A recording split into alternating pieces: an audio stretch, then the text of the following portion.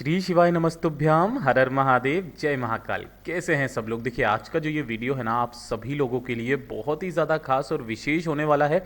पूज्य गुरुजी ने कहा है कि इस वाले मौके को आपको चूकना नहीं है। कल है 27 नवंबर का दिन और कल है कार्तिक पूर्णिमा का दिन। देखिए कार्तिक पूर्णिमा का कितना बड़ा महत्व होता है पूज्य गुरुजी ने कई बार हमें कथा में बताया है। कार्तिक मास के महीने में दीपदान का कितना बड़ा महत्व होता है ये भी पूज्य गुरुजी ने बताया है ना। आप पूरे साल भर पूजा पाठ अर्चन सब कुछ करते हो, महादेव की सेवा करते हो, समस्त देवी देवताओं की आप सेवा करते हो, पूजन अर्चन करते हो पूरे शक्ति भाव से, है ना।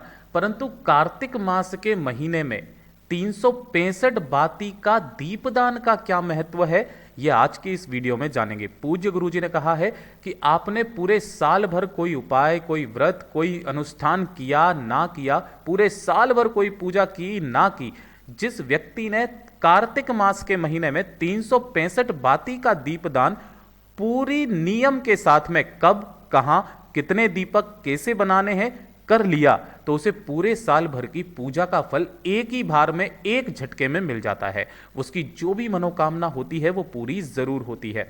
कल कार्तिक मास का अंतिम दिन है, पूर्णिमा का दिन है, बहुत ही अद्भुत सा संयोग बन रहा है। कल के दिन इस उपाय को करना कोई भी मत भूलिएगा। आपकी जो भी मनोकामना होगी पूरी जरूर होगी। पूज्य गुरुजी की कथा से सुन करके और समझ करके पूरे उपाय को बड़े ही विस्तार से बताऊंगा। परंतु उससे पहले आप सबसे एक छोटी सी प्रार्थना कि जो लोग पहली बार आए हैं चैनल को सब्सक्राइब जरूर कीजिएगा और वीडियो को लाइक करके देवादिदेव महादेव जी का कोई सा भी प्यारा नाम कमेंट बॉक्स में लिखना मत भूलिएगा। आपको दीपक कहाँ लगाने हैं, कब लगाने हैं, कितने दीपक बनाने हैं, 365 बाती कैसे बनानी है, सब कुछ बताऊंगा। ध्यान से सुनते चले जाना, समझने की कोशिश करना। सबसे पहले बात कर लेते हैं कि इस बार जो 2023 में कार्तिक पूर्णिमा के दिन ही हम लोग देव दीपावली भी मनाते थे हर वर्ष की भांति, परंतु 2023 के अंदर कुछ पंचांग में भेद होने के कारण अगर आप देखेंगे तो एक दिन पहले ही देव दीपावली मना दी गई है और अब आ गया है कार्तिक पूर्णिमा का दिन। ध्यान से देखिएगा, कार्तिक पूर्णिमा में सबसे ज्यादा जो महत्व होता है वो होता है स्नान का। तो जो आपको स्नान करना है वो सुबह का जो समय है, देखिए कार्तिक पूर्णिमा के स्नान का, और जब भी आप स्नान करें तो अपने नहाने की बाल्टी में थोड़ा सा गंगा जल जरूर डाल लें। अगर आप किसी भी पवित्र नदी में जाकर के स्नान करते हैं इससे तो बढ़िया कोई बात नहीं है, लेकिन अगर आप नहीं जा सकते हो ना, आप अपने घर की बाल्टी में ही थोड़े से 2 से 4 बूंदे गंगा जल की डाल करके उससे स्नान करना आपको बहुत ही ज्यादा फायदा होगा इस वाली चीज से। समय जो है पूर्णिमा स्नान का वो है सुबह का, कितनी तारीख को, 27 नवंबर को सुबह 5:05 से लेकर के 5:58 तक का समय है, ठीक है। और इसी दिन करी जाती है सत्यनारायण भगवान जी की पूजा। तो अगर आप सत्यनारायण भगवान जी का व्रत पूजा कर रहे हैं तो उसका समय होगा ये वाला पूजा का समय 27 नवंबर के दिन। अब चूंकि देव दीपावली एक दिन पहले पहुंच गई यानी कि 26 नवंबर को, क्यों ऐसा होता है, क्योंकि कार्तिक पूर्णिमा के प्रदोष के समय पर देव दीपावली का समय होता है ना। अब कार्तिक पूर्णिमा जो है वो तो खत्म हो जाएगी 2-2:30 बजे के करीब ही, ठीक है। तो प्रदोष काल जो माना जाएगा वो 26 तारीख का माना जाएगा। उसी दिन आपको दीपदान भी करना होता है, वो देव दीपावली का है। कार्तिक पूर्णिमा का जो 365 का दीपदान है ना वो आपको कैसे करना है इस वीडियो में जानेंगे, जिसका समय भी आपको यहां पर दिया हुआ है। चंद्रमा की पूजा भी आपको 26 को करनी है, ठीक है। और लक्ष्मी पूजा का जो समय है वो भी आपको यहां पर दिया हुआ है, ठीक है। तो ये तो हो गई कार्तिक पूर्णिमा की जितनी भी बात थी महत्वपूर्ण वो। सबसे पहले बात गुरुदेव ने अपनी कथा में जो अभी चल रही है उनकी देव शिव महापुराण कथा, उसके अंदर बताया कि कार्तिक पूर्णिमा का स्नान का महत्व क्या होता है।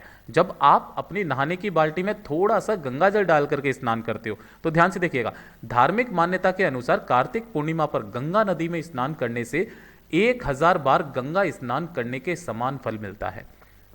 अगर आप नहीं जा सकते हो तो आप अपने घर की बाल्टी में ऐसा कर सकते हो, गुरुदेव ने साफ कहा, लेकिन आपको ओम नमः शिवाय मंत्र का स्मरण करते हुए करना है।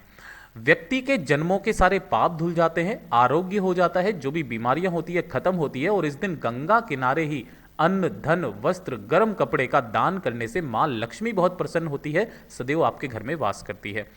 और जो देव दीपावली का पर्व है वो इसलिए क्यों मनाया जाता है, क्योंकि देव दीपावली अधर्म पर धर्म की जीत का प्रतीक है। मान्यता के अनुसार कार्तिक पूर्णिमा तिथि पर भगवान शिव ने त्रिपुरासुर नामक राक्षस का वध किया था इस दिन, और उसके वध से प्रसन्न होकर के सभी देवी देवताओं ने काशी नगरी में पहुंचे थे और वहां पर गंगा स्नान के बाद दीप जलाए थे और शंकर जी की उपासना करी थी, और इसी के समक्ष में देव दीपावली मनाई जाती है। ये तो हो गया इन सब की बात। अब बात करते हैं पहले वाले उपाय की। इस पूरे वीडियो के अंदर हम लोग 3 महा उपायों के बारे में बात करेंगे जो कि कार्तिक पूर्णिमा के दिन किए जाते हैं।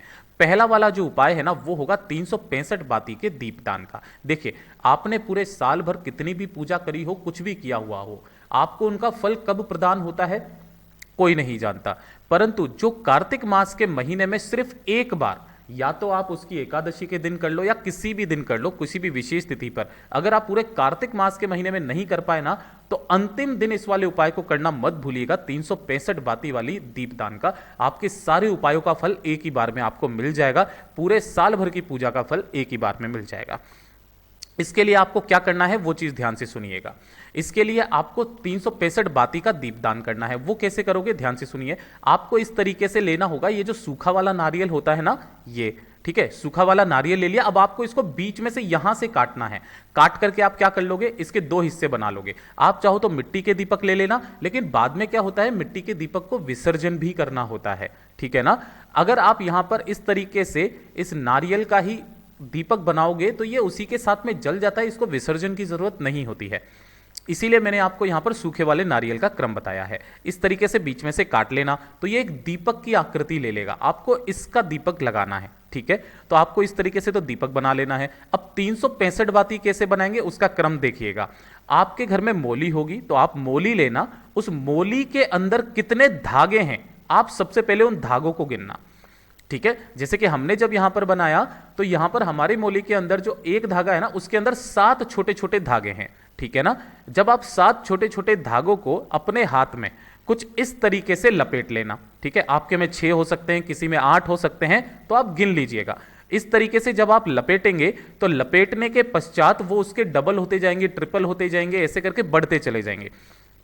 अगर 7 हैं तो उसके कितने अंटे आपको देने हैं, इस तरीके से 52 अंटे देने हैं। तो 52 अंटे देने के पश्चात यहां पर इसके कितने धागे बन जाते हैं वो चीज ध्यान से देखिएगा।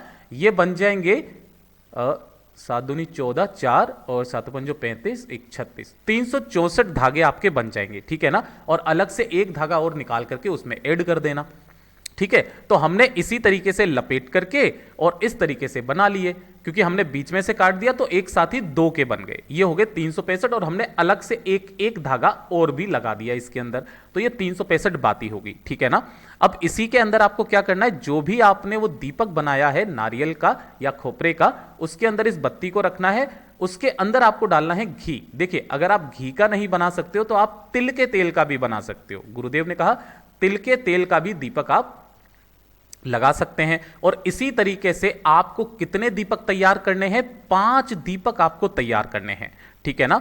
5 दीपक तैयार करने के पश्चात आपको सभी को है ना तिलक करना है। देखिए, हमारे हिंदू धर्म में तिलक करने का बहुत बड़ा महत्व होता है, इनका पूजन भी किया जाता है हर एक दीपक का। तो हमने इस तरीके से 5 दीपक बना लिए, सभी के अंदर हमने घी या तेल जो आप भर सको वो भर लेना और इनको बत्तियों को अच्छी तरीके से डुबो देना।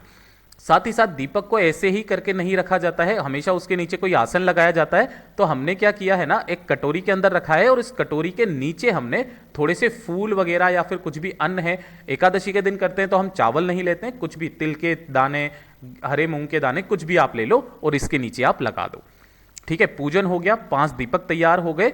उसके पश्चात इन्हें मिनसना भी बहुत ज्यादा जरूरी है, ठीक है ना।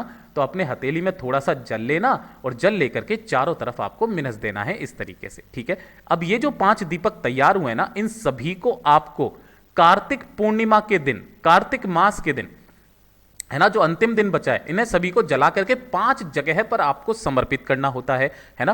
5 जगह कौन से हैं, देखिए। सबसे पहला वाला क्रम, जो पहला दीपक आप लगाओगे, अगर आपके पास में कोई पीपल का पेड़ है तो वहां पर लगा दीजिए। पीपल का पेड़ नहीं है, कोई आंवले का पेड़ है, वहां लगा दीजिए। आंवले का भी पेड़ नहीं है तो किसी भी बेल पेड़ के नीचे लगा दीजिए। और अगर ये भी नहीं है तो आप किसी भी वट वृक्ष के नीचे लगा देना शाम के समय पर, ठीक है। तो ये पहला दीपक तो आपको इन चारों पेड़ों में से किसी भी पेड़ के नीचे लगा देना है। दूसरा दीपक जो आपको लगाना है वो लगाना है किसी भी नदी, तालाब, सरोवर, कुआं, बावड़ी आपके आसपास जो भी हो वहां पर आपको लगा देना है। और अगर नहीं है आपके आसपास में ये, तो गुरुदेव ने कहा आप अपने घर पर जाना, आपके घर पर किचन के अंदर, रसोई घर के अंदर जो पानी पीने का स्थान है ना, उस जगह पर आपको उस दूसरे दीपक को लगा देना है, 365 बाती के दीपक को, ठीक है ना। ये आपके पितरों का स्थान होता है।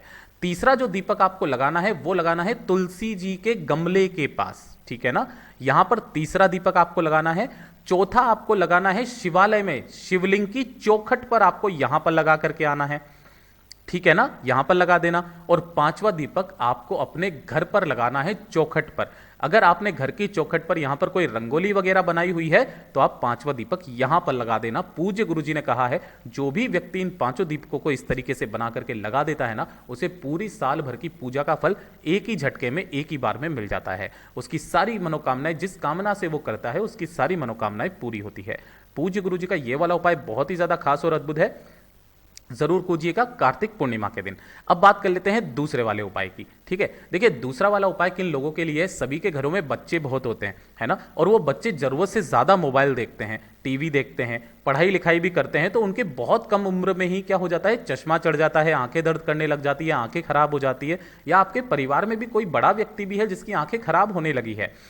पूर्णिमा के दिन बड़े से बड़े रोग, बड़ी से बड़ी बीमारियां खत्म होती है। अगर आपकी आंखों से संबंधित किसी भी तरीके की परेशानी है ना, तो उसके लिए पूर्णिमा के दिन इस उपाय को किया जाता है रात्रि को 12 बजे, है ना। रात्रि को कितनी बजे, 12 बजे इस उपाय को किया जाता है। उनकी आंखों की रोशनी धीरे धीरे करके सही होने लगती है। इतना चमत्कारी पूर्णिमा का दिन माना जाता है। पूर्णिमा का दिन कोई छोटा मोटा नहीं है, समुद्र मंथन का दिन भी एक पूर्णिमा का दिन था, अगर आपको याद हो तो। अब ध्यान से सुनिएगा, अगर आंखों के से संबंधित किसी भी तरीके की कोई परेशानी है ना, तो उसके लिए आपको करना क्या है, रात को 12 बजे आपको उससे पहले ही एक तैयार कर लेना होगा। एक तो लेना है पीपल का पत्ता, ठीक है ना, पीपल का पत्ता ले लेना और इसके ऊपर थोड़ी सी खीर बना करके रख देना, थोड़ी सी खीर, ठीक है, एक पीपल के पत्ते पर थोड़ी सी खीर।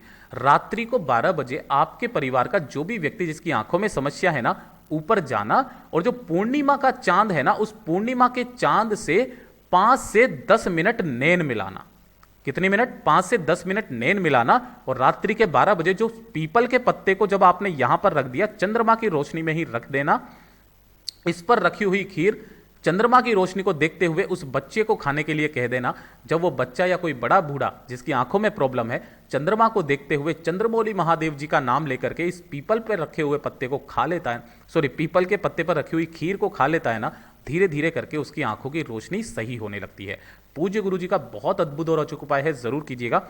अब बात कर लेते हैं तीसरे वाले उपाय की, जिसे तो आप सब लोगों को जरूरत है। देखिए अगर आपके घर में कोई ऐसा बच्चा है, ठीक है ना, जो कि मंद बुद्धि है, बहुत जल्दी भूल जाता है ना, भूलने की अगर किसी को कोई बीमारी है, तो पूर्णिमा की रात्रि को, जो पूर्णिमा आ जाए ना, उसी रात्रि को आप इस उपाय को कर सकते हो।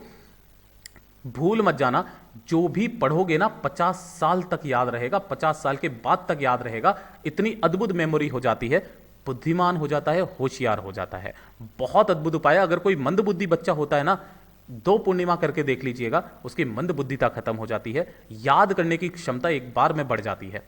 इसके लिए आपको एक काम करना है, थोड़ा सा कठिन है, ध्यान से देखिएगा। आपको लेना होगा गाय माता का दूध, है ना, गाय माता का दूध, वो भी कैसा, कच्चा दूध, ठीक है, ये ले लेना।